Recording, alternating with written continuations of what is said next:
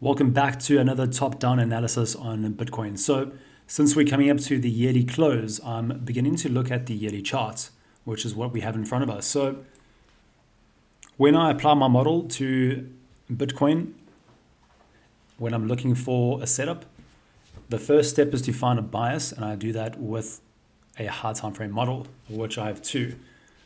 I have the reversal model, and I also have the continuation model. Now, this is a reversal model in the sense that we have swept the previous yearly high, and then we're most probably going to close beneath that, and so the next candle could distribute lower. But here's the thing: we've been coming from a bullish trend. So while this may be a reversal candle, next year could distribute lower, and that would be aligned with the 4-year cycle.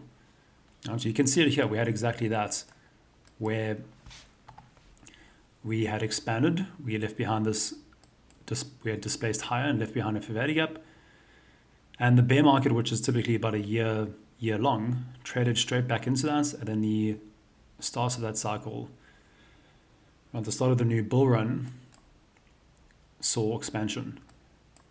The difference here is that this candle has swept the previous yearly high, whereas this one was not a sweep. Right, it closed above the previous yearly high. So we could very well get that. We could get a bearish 2026 and then a bullish 2027. But here's the thing. Bitcoin does not exist in a vacuum. It's a macro asset, and it's sensitive to liquidity because it's a scarce asset. And so when I apply my macro liquidity theory, which is to say that we are moving into euphoria, and that's because we're cutting rates, interest rates are being cut, we're also ending QT. So that's the difference here, is that in 2021 we had just had the largest stimulus, right? We had the largest easing conditions, where we printed, we went from like $4 trillion to like $20 trillion in one money supply, and we had to start tightening conditions because inflation was starting to go to tick up and so on and so forth. But now we're in the opposite. We've just had the most historic tightening conditions. Liquidity is getting tight, and we're about to create quantitative easing. We're about to inject liquidity into the system. So I'm leaning more towards a bullish 2026. So that lines up with the experience I've had with this high time frame model, right? When we get displace higher, leave behind a fair value gap, which we'll get if we close this yearly candle. It just has to close at any point to leave a gap here. I expect the next candle to be manipulation as well as distribution, which typically means a year after that is expansion, but that's neither here nor there. Okay, so I'm leaning bullish.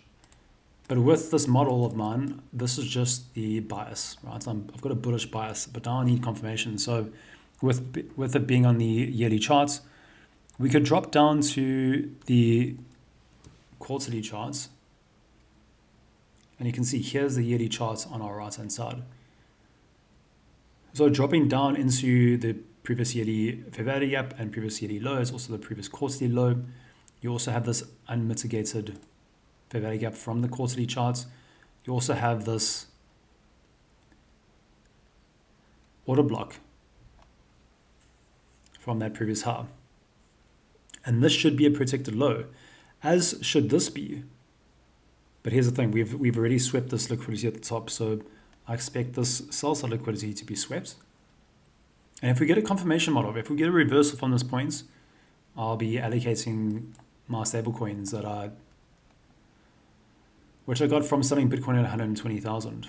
So that's the setup that I'm looking for, is a sweep of the previous yearly low into this previous yearly fair value gap. Previous quarterly low, you could also use this order block if you wanted to, but I expect this low to hold.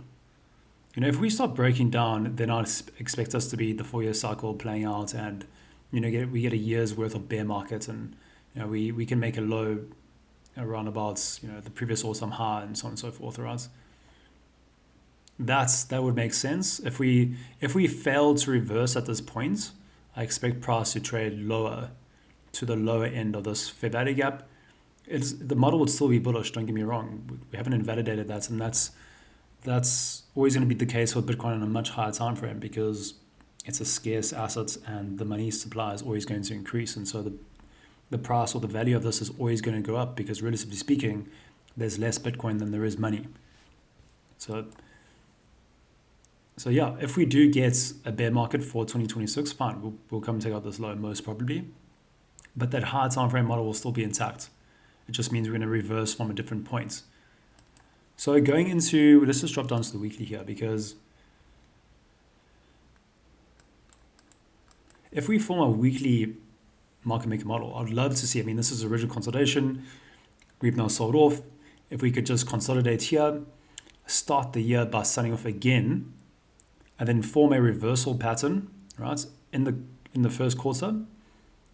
That's what I'll be looking for in quarter one, is just a small money reversal, having swept the previous quarterly low, the previous yearly low, which is also a quarterly low, yearly fair value gap, quarterly fair value gap, and if we make that, this kind of setup down here, this would then confirm to me, or rather validates the accumulation side of a market maker bar model where you've created inefficiencies. We also just need to create, rather engineer buy side liquidity by creating, some swing failures here, some relative highs, etc., which I think we're going to get.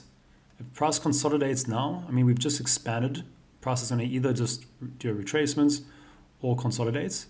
Look, I'm happy to be wrong. If price just, expands straight down and then is met with expansion, then great. We can pump into, the yearly close and so on. So be it. That would invalidate this analysis. And I'm here for it. I'm positioned for that, right?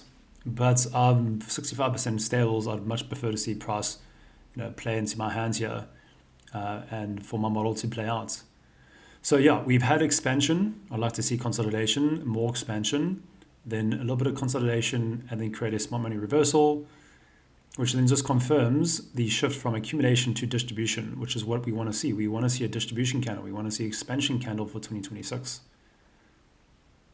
So this is what I'm looking out for. I'm looking for this previous yearly low. I just want to see price hang around here.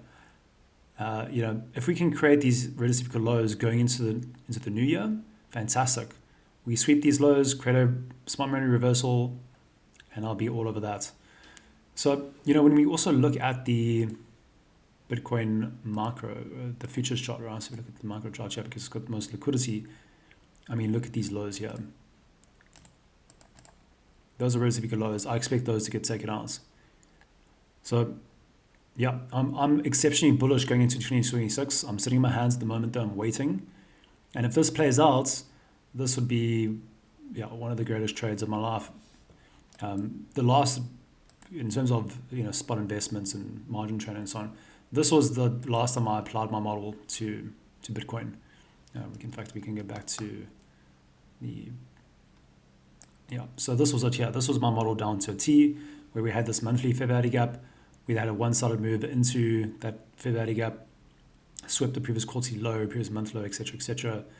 And it was on the 3-day, I think, that I executed and had, the trade of my life. This literally changed my life. So we'll see. And that was just applying the model, right? And I hope to have the same opportunity to do the same here. And we'll see how this plays out. So I'll see you guys for another one, probably going into the yearly close. You can watch out for my top-down analysis for the low time frame stuff, but this is kind of where I'm just, spending most of my time on the high time frame charts, looking forward to 2026. So see you in the next one. Please like and subscribe, and I'll see you then. Cheers.